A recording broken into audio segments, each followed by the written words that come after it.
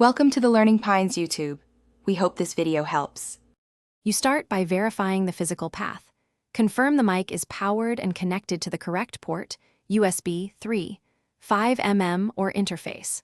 Once done, open your system sound settings and set that device as the default input.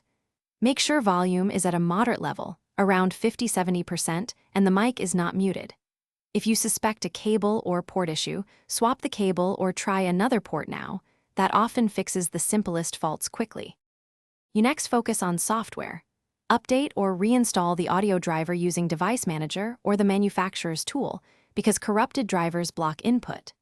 Then check OS privacy permissions and grant microphone access to the specific app you're using. Make sure the app's input device matches the system device.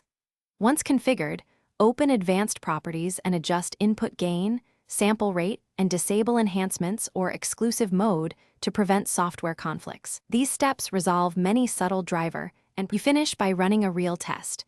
Record a short clip or use the OS test input to watch the waveform and ensure clean levels without clipping.